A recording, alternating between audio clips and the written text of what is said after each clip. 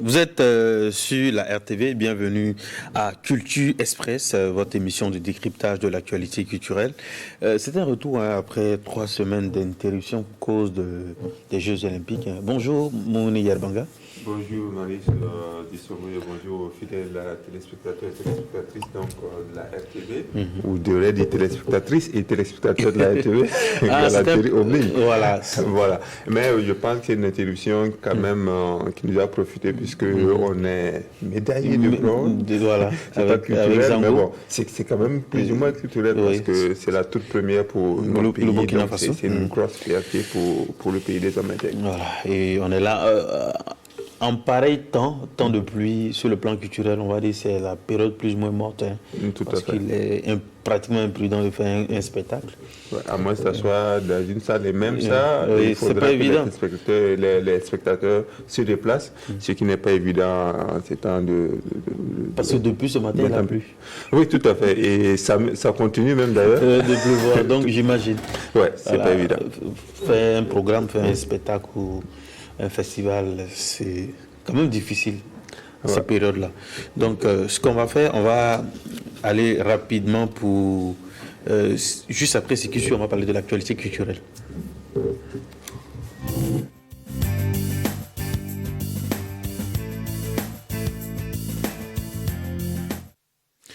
Voilà, le temps d'arranger le fond. Il faut dire que donc, nous sommes en période de pluie. Il y a eu une nouvelle part assez fameuse, c'est l'effondrement d'une partie de la mosquée de Dioula-Soba. Donc la mosquée de Dioula-Soba a été officiellement remise à la communauté musulmane en septembre 2019. Après les travaux, on va voir les images avec la régie. Donc après les travaux de réhabilitation, la mosquée a été endommagée par de fortes pluies. Le reste du minaret de la mosquée s'est effondré donc le vendredi 13 août, c'était hier. Tout à fait. Et un vendredi, c'est symbolique, un vendredi 13, les superstitieux disons que ce n'est pas gratuit. Mais bon, il faut dire qu'il y a beaucoup de questions qui restent à poser parce que 2019-2021, ça a été rénové. Et je pense que si certaines conditions avaient été prises en amont, bon, je ne sais pas, peut-être qu'on aurait pu éviter ça. Donc il y a beaucoup de non-dits, il y a beaucoup d'interrogations. On espère seulement qu'on va tout faire pour que ce monument donc de la culture donc du côté de la population puisse en tout cas retrouver son lustre d'antan. Parce que c'est très douloureux de voir la vieille mosquée de Dioula-Soba dans cet état-là. Oui. D'autant plus qu'on a dépensé des millions pour rénover ça il n'y a pas très longtemps. Demi-milliard. Voilà. Surtout que quand on parle de Bobo Dioulasso, sur le plan culturel, touristique, il y a évidemment... C'est incontournable quand on passe dans la ville de Sia et quand on ne passe pas dans cette mosquée-là. C'est comme si on part à Paris, on ne passe pas par la Tour Eiffel. Voilà. Et puis la deuxième actualité, donc c'est Flobi qui a annoncé une batterie de programmes après la sortie de son album, notamment sa participation le 9 septembre au FEMUA, donc du côté d'Abidjan, son concert le 11 décembre au Palais de la Culture d'Abidjan. Donc ça va être le premier artiste musicien en solo du Burkina à l'affronter cette salle, même si Emile aussi avait annoncé les couleurs sans préciser les dates. Et puis le 26 mars 2022 au stade municipal de Ouagadougou. C'était un gros défi, mais c'est le Baba. Il va se déplacer avec ses batteries Koura. Tu as commencé à dire une batterie donc, de concert. Je profite donc de l'occasion. Et je pense que c'est un gros défi et s'il arrive à le relever, ça va ouvrir beaucoup de portes pour des artistes, notamment du Burkina, qui pourront pourquoi pas relever le défi parce que ce n'est pas un secret. Il y a beaucoup, de ressortissants burkinabés donc en Côte d'Ivoire, mais Flobi n'a pas que ces ressortissants-là comme fans. Il y a des Ivoiriens qui aiment bien la musique de Flobi. Et donc, je pense que c'est un gros défi, mais ce n'est pas un défi, qui est au-dessus du talent et du travail donc, de l'artiste. Donc, on va lui souhaiter bon vent. On espère seulement que on va mettre les petits plats dans les grands pour que cette première-là puisse être une grande réussite. Surtout au niveau du palais de la culture. Exactement, voilà. Parce que si c'est une réussite, ça va ouvrir des portes, mais en même temps, si ce n'est pas à la hauteur des attentes des uns des autres, ça risque aussi de jouer sur ceux qui vont ambitionner d'affronter le palais de la culture. Cette salle. Donc lui, il ouvre le bal. Hein. Ouais. Mais comment est-ce que tu trouves l'album bien installé, Wenso? Wenso, on en avait parlé, c'est un album Flobi. Bon, parce que Flobi, quand on est un artiste qui a connu du succès comme Flobi, c'est très difficile de faire un album qui puisse aller encore surprendre. Il a essayé de le faire à travers cet album-là, mais bon, on retrouve encore les mêmes thématiques que ce qu'on a vu à travers les albums précédents. Moi, personnellement, je ne trouve pas qu'il a fait beaucoup mieux par rapport à l'album précédent. Mais ça, c'est mon goût personnel. Voilà. Mais je pense que c'est du Flobi. Les gens aiment. Il y a, j'allais dire, cette thématique terre à terre avec notamment Batterie Kouda qui est très prisée. Et voilà. Et puis le Baba, tout ça. On a l'impression que c'est pratiquement la chanson qui tient l'album. Hein. Oui, tout à fait. Il y a ça, il y a aussi... Malgré qu'on ait clippé Méditation. Voilà, mais c'est qui le boss ou quoi? Mais c'est beaucoup plus Batterie Kouda qui n'a pas été clippé. Qui est chantonné par tous les petits-enfants. Voilà. Quand on se lève le matin, on entend Batterie Kouda, tout ça. Mais bon, ça va peut-être aussi inciter donc le staff de l'artiste à voir justement qu'est-ce qui peut être fait dans ce plus booster encore l'album parce qu'il y a des titres quand même qui sont très intéressants au-delà de ces deux titres-là. Par exemple, le featuring avec King Messa, c'est fabuleux. Il y a d'autres titres, le titre qui va que moi j'aime, voilà. Mais bon, qui ne fait pas danser. Voilà. Il y a Nini Togo, il y a pas mal de chansons. Tout à fait. Monica, bien de titres. Hein. Alors on souhaite bon vent à Flobi. Ouais. Et je pense que si le travail est fait comme il se doit, il n'y a pas de raison que ça ne soit pas une réussite. Voilà. Et puis, comme on l'a dit, hein, il va boucler avec un spectacle au stade municipal le 26 mars 2012. Pour quelqu'un qui a déjà dompté le stade du 4 août, il y a plus d'une dizaine d'années. Environ une dizaine d'années, donc je pense qu'il y a beaucoup plus de chances. Voilà, le gros défi, c'est le palais de la culture, parce que le stade, il a déjà affronté. Bon, on va dire que c'est peut-être parce que le stade du Cotonou n'est pas homologué par la CAF actuellement. qu'il est allé là-bas. Qu'il est allé au stade municipal. Voilà. Et puis, cette émission aussi va concerner deux invités de la diaspora. Il y a Candy Guira, elle est chanteuse. Elle nous vient de la France. Et puis, en deuxième partie aussi, on aura Dr Boukari Savadogo, spécialiste du cinéma africain. Lui, vit du côté des États-Unis. On va parler de Candy Guira. Il faut rappeler qu'en 2008, elle est lauréate à la SNC. Arrivée en France après la sortie de son premier album au Burkina, elle démarre sa carrière en tant que choriste dans le bal de l'Afrique enchantée et multiplie des collaborations avec Amadou et Mariam Oumou Sangaré. Cheikh Tidiane Seck et le regretté Manu Dibango en 2019 sort son EP Tech La Runda avec le DJ Clément Vincent, il est aussi producteur. Elle est soutenue par le programme RFI Talent. Elle enchaîne plusieurs dates. Son actualité, c'est Naktaba. On ressort aujourd'hui avec nous Candy Guira. Bonjour. Bonjour à tous les téléspectateurs. Ouais, ça va bien. Hein? Merci pour l'invitation. Oui, super. C'est quoi le programme RFI Talent? Le programme RFI Talent, c'est un programme qu'on met en place pour sélectionner des artistes qu'on a adoubés, qu'on espère que c'est des gens qui ont déjà des pépites et qu'on veut pousser plus loin. Donc ce programme-là, ils choisissent justement des artistes qui vaut la peine d'être accompagnés en fait. C'est par le biais d'une compétition? Par le biais d'une sélection de RFI, du média, ouais. Voilà, du média. Et lorsqu'on est, je vais dire, plus ou moins sélectionné, oui. Ça donne droit à quoi? Ça donne droit à toutes les promotions, à toutes leurs plateformes, à tous leurs partenaires avec qui ils travaillent, pour pouvoir faire la promotion justement de l'artiste, pour pouvoir l'amener un peu plus loin que ce qu'on peut faire tout seul. Voilà, donc moi j'ai bénéficié de toute la panoplie de RFI, tout leur comme écrite, comme télévisée, comme audio. Donc on a fait cette première collaboration sur le EP Teklaonda, et on a renouvelé la collaboration pour le prochain album qui arrive. Est-ce qu'ils sont regardants au niveau de la création? Est-ce qu'ils interviennent pour dire on veut que vous allez dans quel sens? Non, ils sont juste à sélectionner de la bonne musique en fait. Ils viennent pas dire qu'il faut que tu fasses ça ou ça. Non, ils n'ont pas d'accès à ça. Ils attendent juste que l'artiste fasse sa création et puis tu envoies. Et eux, ils sélectionnent ce qui les semble Mais il doit y avoir des préférences, hein, allant jusqu'à dans le vocable, ce qu'on appelle musique du monde, world music, c'est pas dans ce carcan-là. Non, à ma connaissance. Non, parce qu'il y a du tout. Hein. Avant moi, il y a eu plusieurs artistes, peut-être qui ne sont pas forcément dans le même style que moi, mais ils sont vraiment, on va dire, plutôt mondial, quoi. Il n'y a pas une sélection, il n'y a pas un cadre spécial dans lequel ils exercent plus. Je pense qu'ils s'élargissent justement beaucoup plus. Et surtout, peut-être le seul choix que je dirais, c'est plutôt les artistes diaspora surtout. C'est plutôt dirigé vers les artistes diaspora, la diaspora vivant en France. Il faut préciser à l'intention des téléspectateurs que RFI Tara n'est pas la même chose que Prix Découverte RFI, voilà. qui a consacré très récemment donc Smarty. C'est ça, en 2013. Voilà, c'est toute l'ambiguïté souvent que les gens font très souvent la confusion, d'où la précision.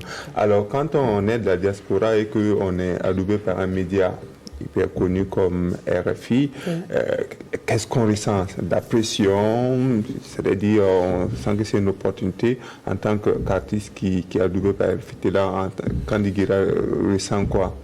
Une fierté, une pression, les deux? Non, moi je ressens juste que c'est un honneur en fait. C'est un honneur pour moi d'être sélectionné déjà et d'être accompagné par ce gros média en tout cas. Donc quelque part ça confirme un peu que le travail qu'on mène justement pour mener bien le projet plaît. C'est surtout ça. Donc ça nous prouve que le travail qu'on fait vaut la peine d'être soutenu. Et donc ça, franchement, moi je suis honorée surtout. Ça a sûrement ouvert des portes de telle sorte que quand ils puissent participer, pourquoi pas, à des festivals. Exactement. Et j'allais dire, le contre-pied, c'est qu'on voit moins Kandi sur le plan national. Le plan national, on va y remédier, on va dire. On va y remédier parce que le souci, c'était que j'avais pas forcément l'équipe qu'il fallait pour m'accompagner sur place. Mais là, ça y est, on a retrouvé. Est-ce que c'est pas parfois parce qu'on se dit, bon, il y a mieux ailleurs? Mais en même temps, quand tu es applaudi ailleurs et que tu es moins applaudi sur certains endroits, tu préfères rester là où tu es plus applaudi. C'est un peu ça, en fait. Mais si l'artiste pratiquement oublie ou est beaucoup plus regardant, c'est ce qui vient de dehors qu'à l'intérieur. Ça peut être la raison aussi. La raison n'est pas là. C'est pas une question d'être regardant ailleurs qu'à l'intérieur. Moi, j'ai commencé tout mon art ici. Hein. J'ai tout fait ici. Je me suis créée ici avant de partir à l'extérieur. Sauf que l'extérieur m'a donné beaucoup plus. Oui, mais en même temps, le premier single de Kandi qui était beaucoup diffusé sur la télévision nationale, quand on l'écoute et puis on écoute, aujourd'hui, il y a nettement un grand changement. Bien sûr. On a l'impression de faire des créations pour ailleurs. Non, c'est pas forcément des créations pour ailleurs. Je pense que c'est une continuité, c'est mon cheminement musical qui faisant que j'ai envie de tester d'autres choses. Parce qu'on part avec des bagages. Moi, au début, les bagages que j'avais, c'est le même bagage que j'ai aujourd'hui.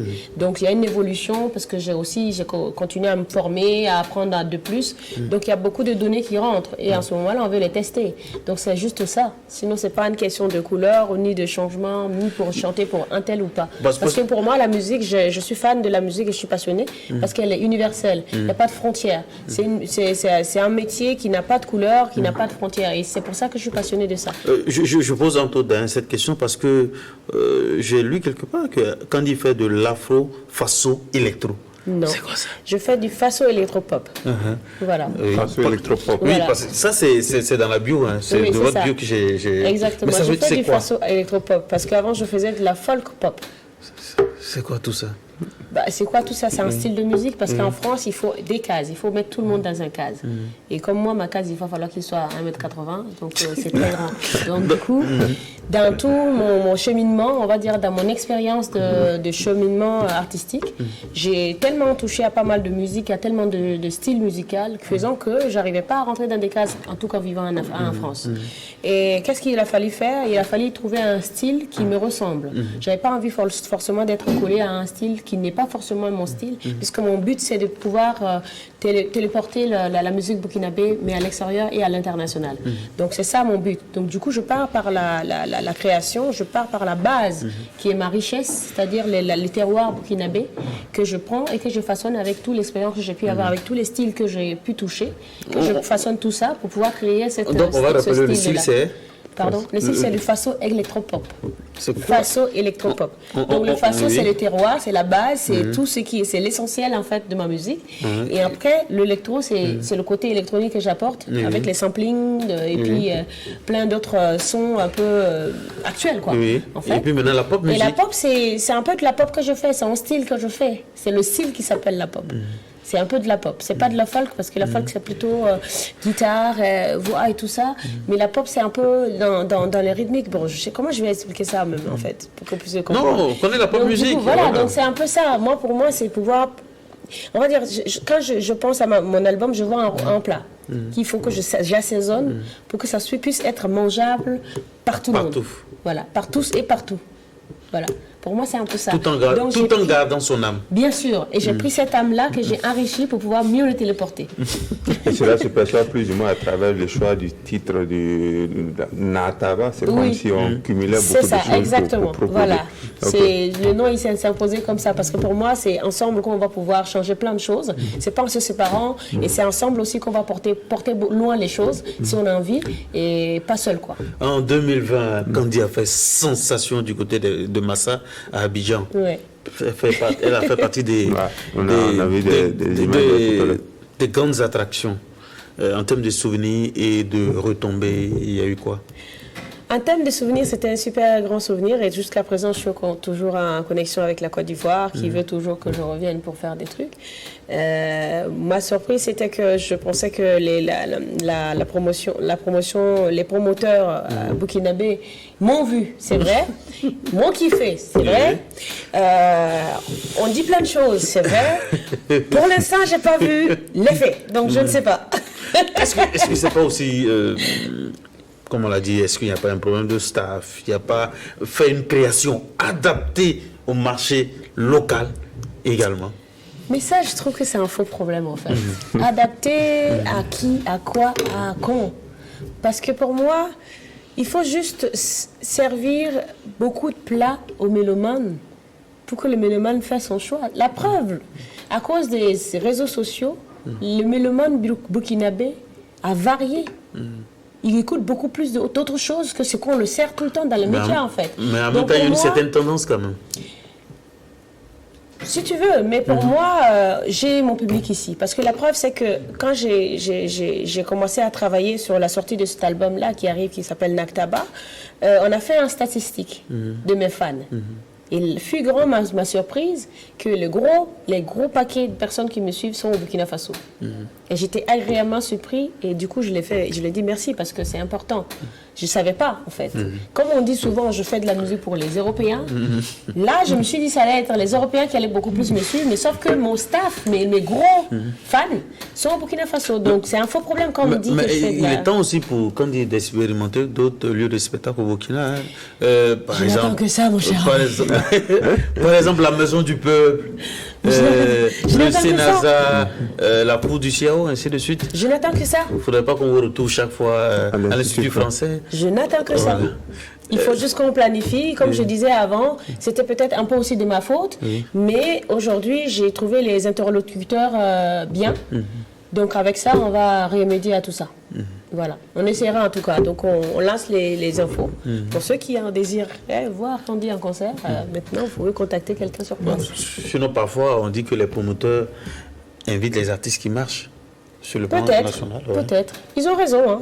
Ils ont raison. Parce que c'est du business aussi. Mais je pense que tout ça aussi, c'est toute une organisation et une planification et surtout permettre aux gens de connaître déjà l'artiste avant de mettre un concert en place. Nous, on est en train de travailler dans ce style-là C'est pour ça que sur l'album, vous allez voir des collaborations que j'ai fait avec Alif Nava, déjà pour m'ouvrir déjà sur le national, et sur d'autres invités comme Flobi que vous parlez tout à l'heure. Par rapport à l'album Tava, qui arrive très bientôt, en plus de la collaboration avec Alif Nava, à quoi les mélomanes doivent s'attendre? C'est vrai qu'on en a parlé du façon électropop dans l'ensemble, mais ils doivent s'attendre à quoi en matière de thématique, en matière donc de... Je vous les ai amenés, du coup je te les laisse. Comme ça tu auras plus d'infos et que tu vas écouter, tu pourras me dire... Un album de 12 titres, c'est ça? On a 12 titres à l'intérieur. On a 11 titres pour le public, parce que là c'est les CD promo. Donc les CD promo, on a remis Vicher en version radio pour... les gens qui veulent le passer sur la radio. Donc c'est pour ça qu'il y a 12 sur la version promotion. D'accord. Voilà. Okay. Donc c'est des thématiques que je parle en fait de la vie, de tout ce qu'on peut avoir en quotidien et mes combats, l'injustice envers les femmes, envers les enfants, envers les handicapés. C'est tout ça que je parle, j'aborde dans ce album. Et quel est l'écho de notre musique de l'autre côté? Quel est l'écho? L'écho de notre musique. Je pense que pour l'instant, c'est moi qui fais l'écho pour l'instant. Comme la musique burkinabé, je pense que je suis plus dans les oreilles et dans les langues pour l'instant. Ça, c'est super, ça. Franchement, là-dessus, je suis très fière. Parce que c'est vrai que on ne pousse pas assez la musique burkinabé loin. Je trouve, c'est ma perception. Je pense qu'on ne la pousse pas plus loin que les frontières du Burkina Faso. Et moi, étant déjà à l'extérieur, faisant que du coup, la référence reste à peu près moi et, comment on appelle, Démé, quoi. Victoire Démé. Et qui doit la pousser? C'est le Burkinabé déjà qui doit la pousser. Les circuits de déjà, distribution, je ne sais pas, c'est quoi qui manque? Non, mais moi je pense que c'est les promoteurs d'ici déjà qui doivent la pousser, parce que j'ai l'impression que l'ambition n'est pas plus grande que les frontières du Burkina Faso. Et moi j'ai une ambition internationale et mondiale. Donc du coup je ne sais pas comment je dois le comprendre, je dois le qualifier, mais en tout cas pour l'instant, comme je suis à l'extérieur, du coup, je l'apporte beaucoup plus qu'à l'intérieur, en fait. Mais en s'associant tous les deux, je pense qu'on pourra Donc, qu'est-ce qui pourrait expliquer, par exemple, le succès des artistes maliens du côté de l'Europe? Il y a un bel exemple actuellement, c'est Fatoumata Diawara. Oui, parce que le Mali a porté Fatoumata Diawara. C'est pas sorcier. Il faut que le pays porte l'artiste et puis ça marche. Est-ce qu'il n'y a pas la présence aussi de la forte diaspora? Si, il y a la forte diaspora. Il y a la forte diaspora aussi. Mais la diaspora, c'est qui? C'est les Maliens. Je veux dire du côté de Paris, par exemple. Du côté de Paris, Oumou, elle fait un concert, elle est capable de même pas faire de la pub. Mais les Maliens vont sortir. Moi, je vais faire un concert, je suis obligée d'aller demander à mes compatriotes de venir voir. Et dans la salle, je peux vous compter combien de Burkinabés sont là. Bon, en même temps, la diaspora malienne, comparée à la diaspora burkinabé du côté de la France, c'est pas le même volume. C'est pas le même volume, mais sachez qu'on est nombreux. Parce qu'avec RFI, j'ai travaillé avec RFI. RFI m'a donné une liste de compatriotes et d'associations et de partenaires burkinabés qui vivent en France. Je ne savais pas qu'il y avait autant. Franchement, s'il restait qu'à eux de venir dans nos concerts, franchement, on ferait le plein tout le temps. Sauf qu'ils ne vont pas se déplacer. C'est ça le problème. Pourquoi? Donc on ne peut pas. Mais je ne sais pas, ça je ne saurais pas. Il faut surtout poser la question au Burkinabé. Non, franchement. Parce que moi je pense que quand on veut une star, il faut la porter. C'est à nous de le mettre au rang de star. C'est pas l'artiste. Moi, je fais mon travail. Je fais ce qu'il fallait. Mais je pense que le reste, c'est la population aussi qui doit porter. C'est comme Peace Square l'a dit. Ils sont Peace Square parce que le pays les a portés, le gouvernement les a portés. C'est pour ça aujourd'hui qu'ils sont ces stars-là. Donc, si on veut une star au Burkina Faso, c'est au Burkinabé de les porter. Comment est-ce qu'on vit en Europe en pleine Covid la musique? Moi, mon Covid, je dis qu'elle est positive parce que j'ai créé cet album, elle est finie, il sort en septembre. Positif, c'est quoi Positif, pourquoi? Parce que ça m'a trouvé ici. Le résultat ou quoi? Non. Ah, ok, voilà. Non, j'ai pas le Covid, d'accord. Au moins, on allait mettre d'accord. Donc, du coup, j'ai pas le Covid surtout.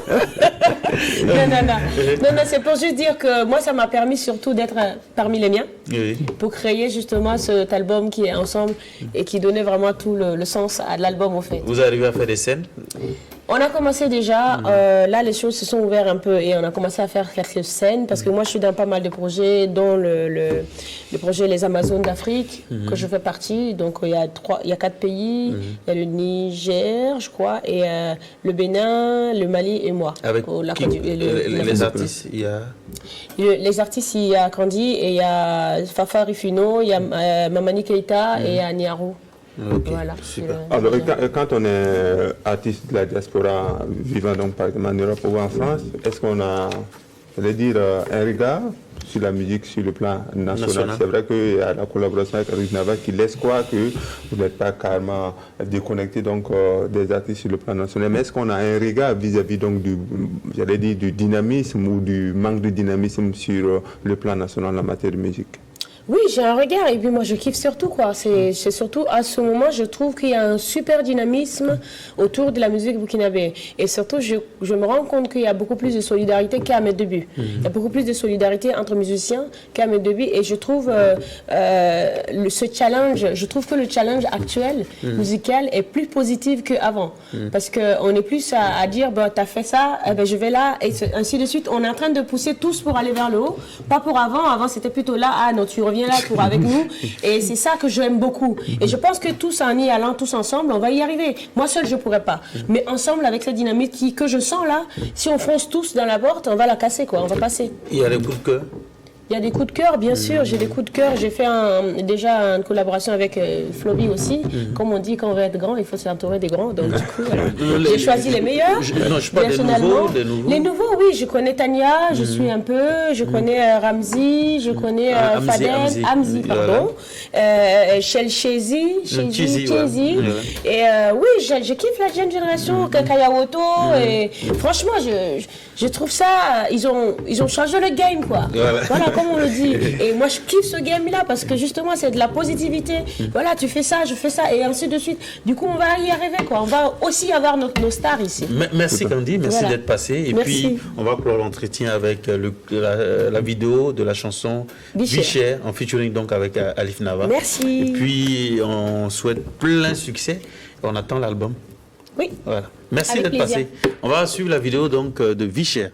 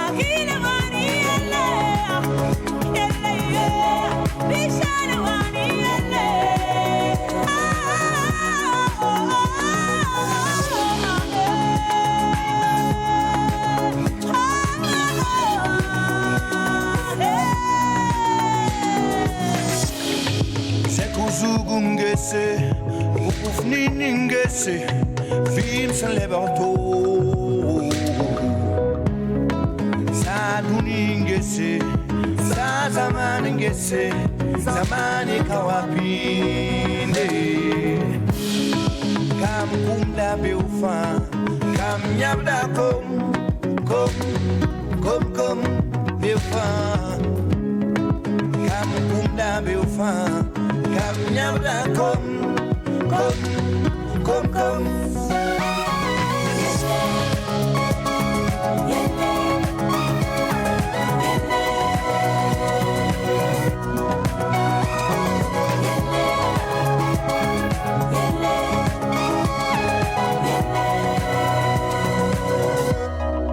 Dati kochebo, dati ko, dati fuyelege, bampa tarana koye,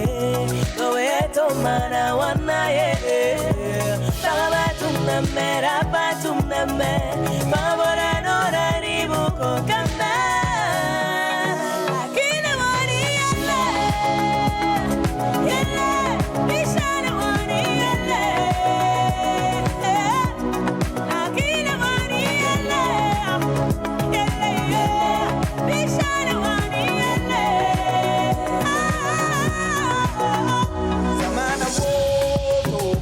Zamana woto Yehla lomas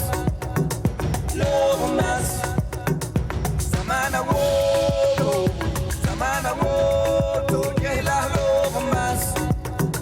lomas La kile wani yele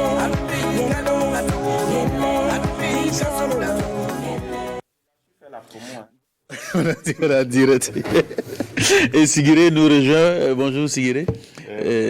Du journal Le Pays. Toujours avec un plaisir de retrouver les téléspectateurs. Voilà, juste après ce qui suit notre deuxième entretien.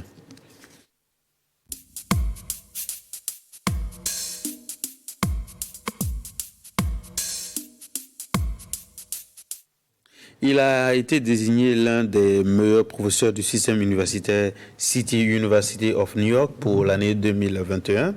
Auteur de 3 ouvrages sur le cinéma et un ouvrage à paraître en 2022 sur la diaspora africaine à New York. Membre du jury du festival Vue d'Afrique en 2021, membre de la commission de l'Organisation internationale de la francophonie à Paris. Nous recevons avec nous donc Dr Boukari Savadogo. Bonjour. Bonjour. Voilà, docteur, c'est un plaisir. C'est le plaisir est partagé. Et puis bonjour aux téléspectateurs et téléspectatrices.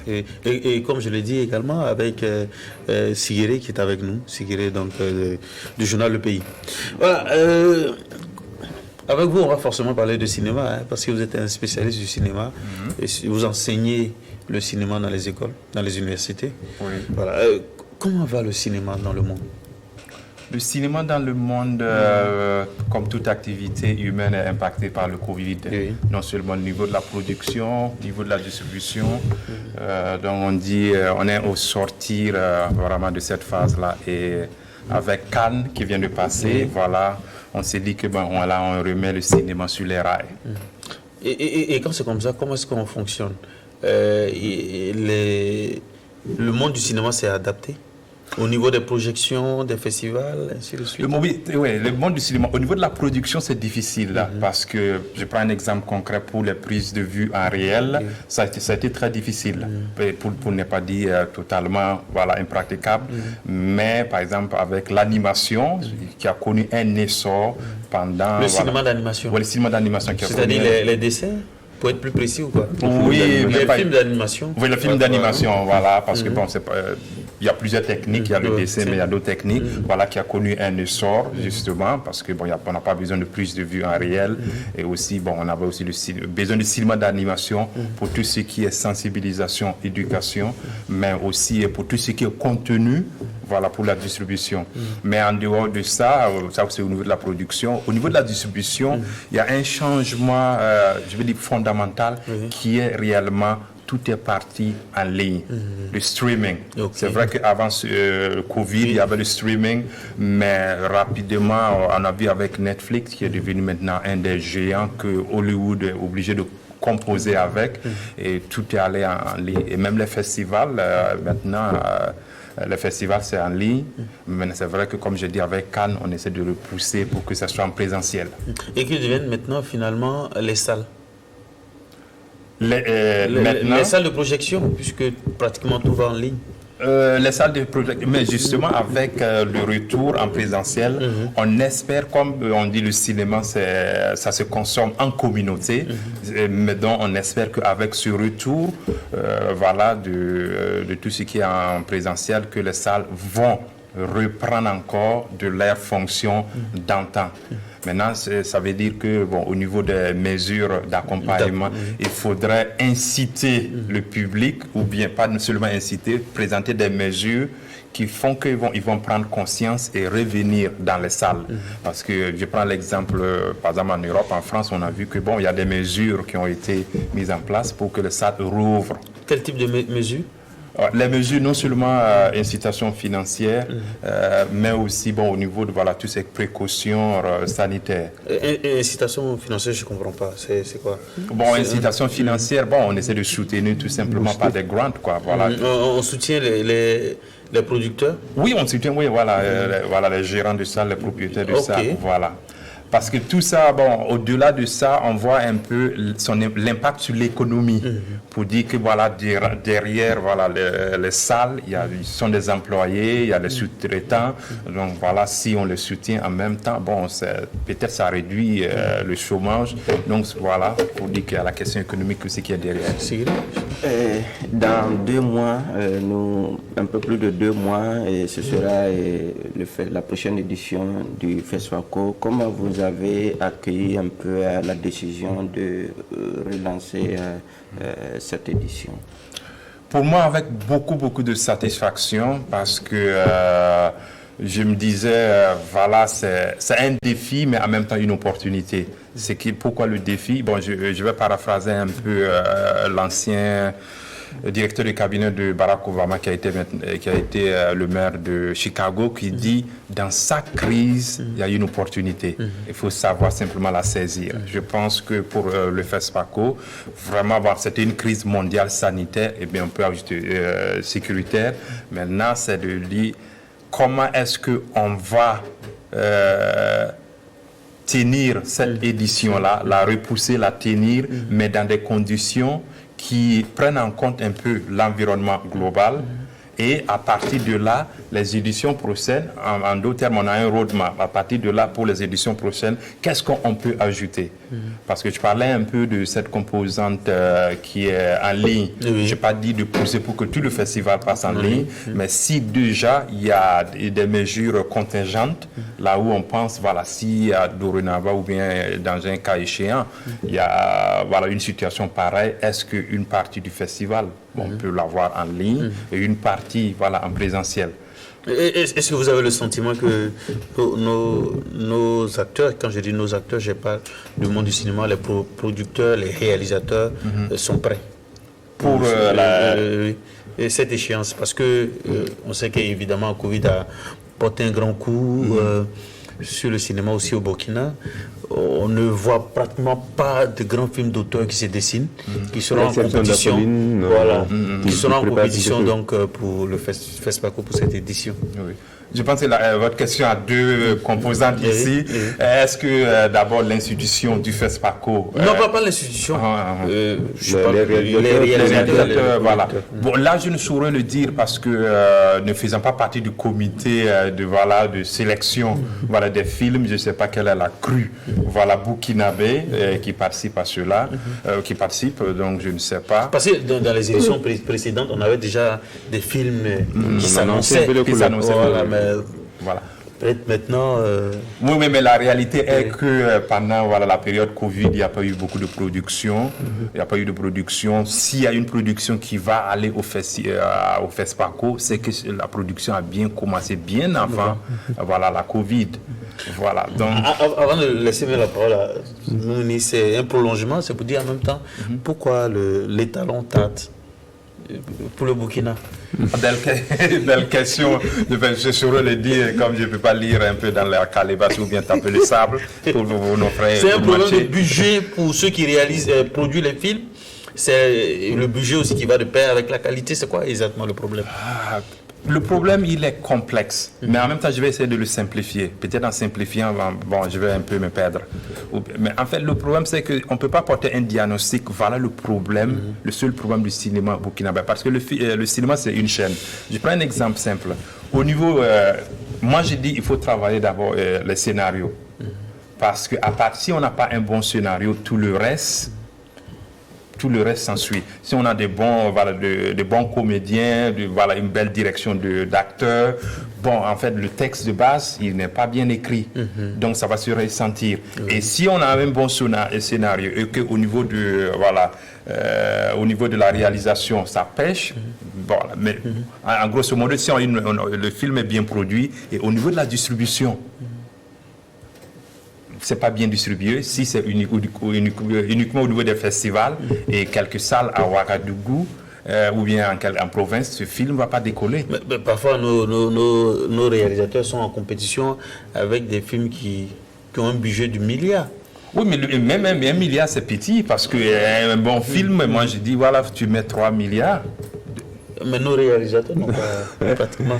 Voilà, bon, c'est là où bon, ça donne un peu une mesure de voilà, le gap qui existe entre nous et les autres, et ça doit, voilà, maintenant, voilà, je pense que tout est déjà là, à nous maintenant de travailler, quelles sont les mesures. Je ne veux pas dire toujours le gouvernement, parce que bon, ils ont ce qu'ils peuvent faire, et aussi, voilà, nous, peut-être aussi... Il y a d'autres niches aussi? Voilà, d'autres niches. Comme quoi, par exemple? Bon, moi, j'aime être un peu concret. Je prendrai l'exemple de coproduction. Je sais que nous, il y a plusieurs structures qui parlent de coproduction. Je prends, peut-être si je vais donner l'exemple de l'OIF, peut-être on va dire que je fais de la publicité, mais des structures voilà, internationales qui font la promotion de coproduction. Mais je donne l'exemple concret. Si on crée des mécanismes, ça peut être institutionnel ou bien des mécanismes privés entre le Burkina et New York ou bien les États-Unis, je pense que là, on a un canal qui s'ouvre avec non seulement la diaspora afro-américaine, qui est au-delà des Noirs américains, et aussi avec les Noirs américains. Et je sais qu'il y a une renaissance culturelle aux États-Unis, mais actuellement, et au niveau des médias, au niveau du cinéma, les Noirs américains occupent vraiment... Je ne parle pas des acteurs, je parle de ceux qui ont des studios de production. Ça ouvre déjà une porte là où directement les créateurs, les cinéastes peuvent aller directement avoir ce contact-là et essayer voilà, d'avoir de coproduction pour produire le film. Il est distribué aux États-Unis, pourquoi pas. Et l'occasion est belle justement avec cette proposition. On voit que vous êtes dans le domaine, vous êtes de l'expertise dans le domaine. Est-ce que pour l'édition de novembre prochain, vous avez été approché par l'organisation d'une manière ou d'une autre pour apporter une touche? Voilà. Le FESPACO. Oui. Le FESPACO. Oui. Bon, je pense que peut-être, bon, comme la question est posée, je ne peux pas, au risque de me contredire plus tard. Mais voilà, j'étais approché par le FESPACO, et je peux lui dire, je ferai partie, je suis membre d'un jury du FESPACO.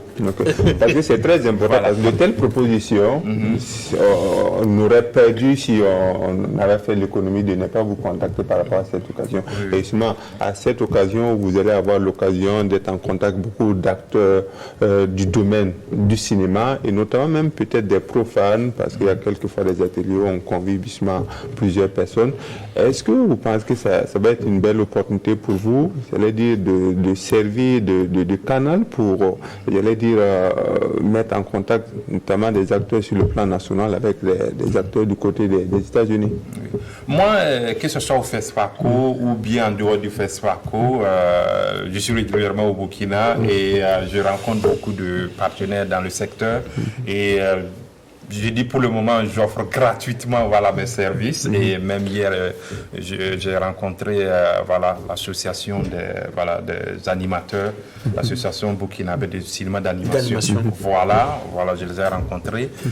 Et je plaisantais en disant que bon, voilà, j'offre mes services gratuitement justement pour apporter ma contribution voilà, au pays, au niveau du cinéma. Mais apparemment, les gens ne sont pas preneur quand on ne met pas le prix. Et je présentais, j'ai dit bon maintenant je mettrai, voilà, ça fera 1 million. Voilà. Voilà, justement pour revenir au FESPACO, est-ce qu'il est suffisamment suivi ou connu dans d'autres parties du monde telles que le Canada et même les États-Unis? Oui. Moi je dirais en fait la carte de visite du Burkina Faso à l'étranger, peut-être vous le connaissez déjà. Le premier, c'est Thomas Sankara, FESPACO et Joseph Kizerbo. Ah, ok. Peut-être sur le plan national, oui, mais voilà les trois.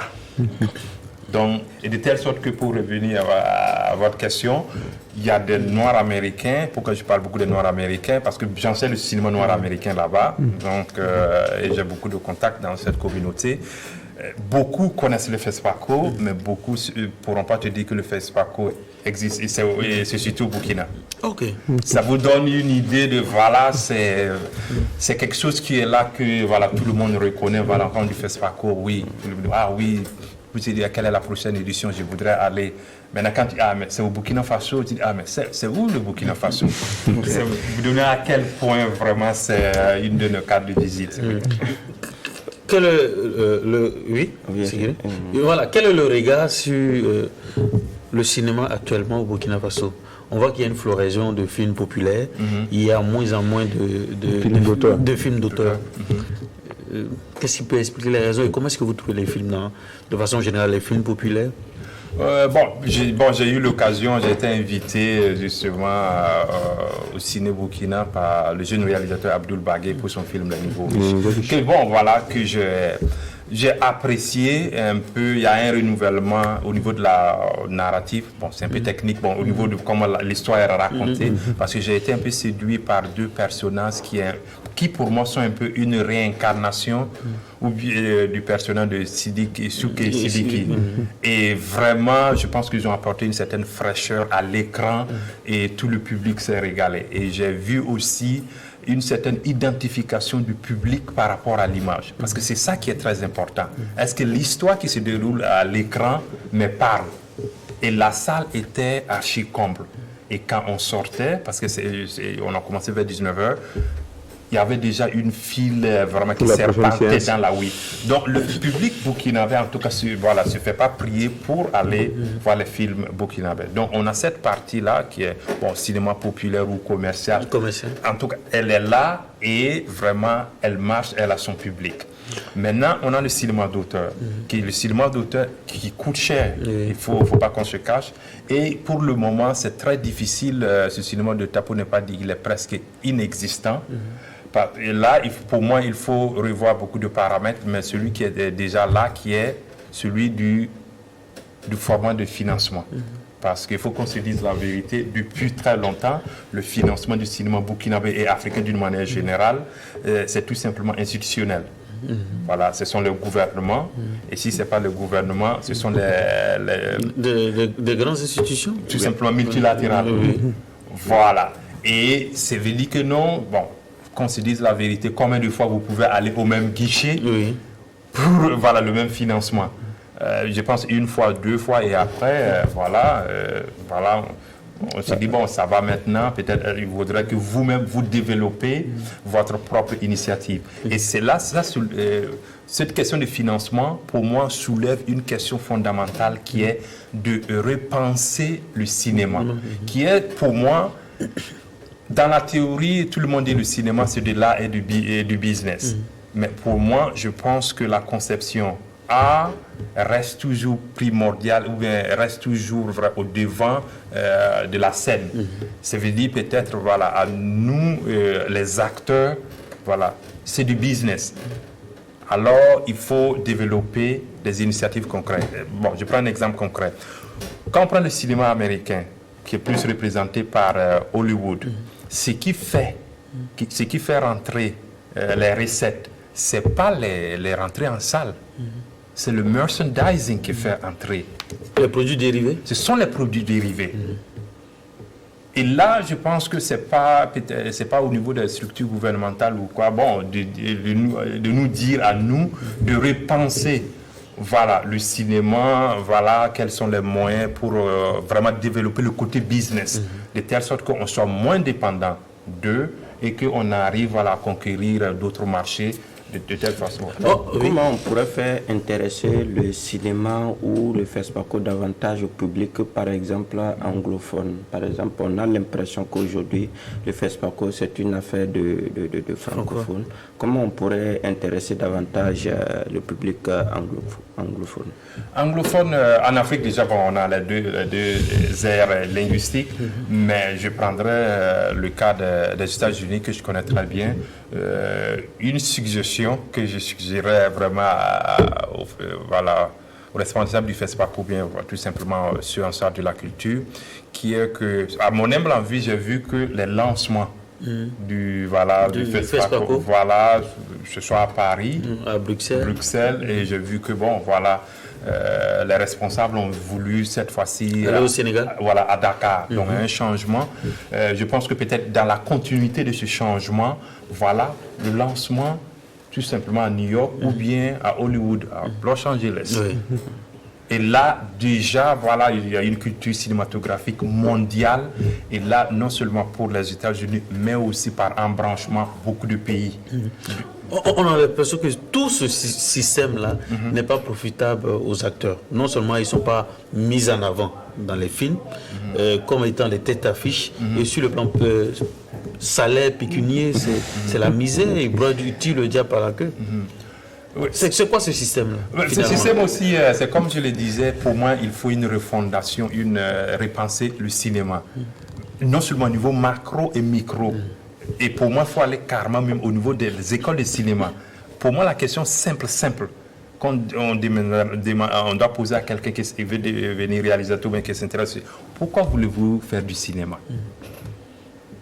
Elle est simple, mais très fondamentale.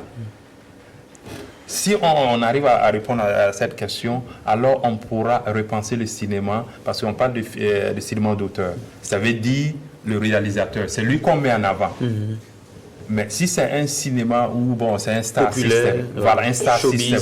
Mais de là où je viens, je travaille, on va pour voir un film, pour avoir qui joue dans ce film. Très bien, juste. Mais c'est pas qui est le réalisateur du film. Souvent même on ne connaît pas le réalisateur. Oui. Et souvent l'acteur il est coproducteur. C'est pour ça qu'il a le gros cachet, parce que c'est la tête d'affiche. Non, il est même coproducteur du film. En fin d'émission, une dernière question au docteur. Est-ce que vous êtes prêt aujourd'hui à enseigner dans les écoles de cinéma burkinabé?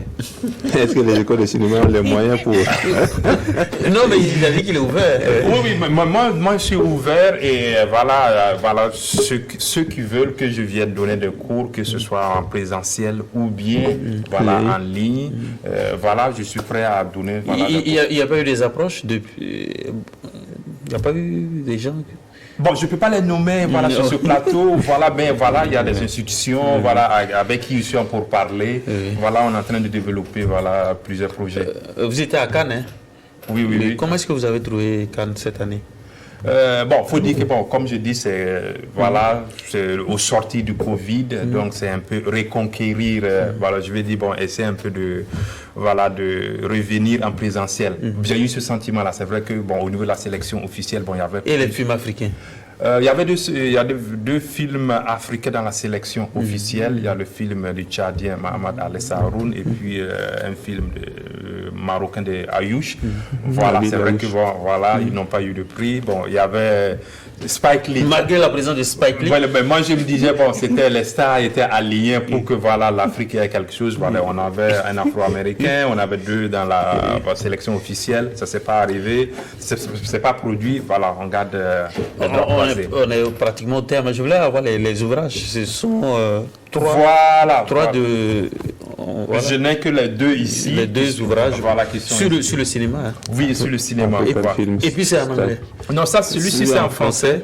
Celui-ci il est en anglais et celui-ci cartonne plus que tous les autres. Lequel, celui-là? Oui, parce que c'est une introduction au cinéma africain et c'est pour permettre à ceux qui veulent apprendre le cinéma, que ce soit des professeurs ou des étudiants, et c'est adopté dans plusieurs universités américaines, au Nigeria, en Afrique du Sud.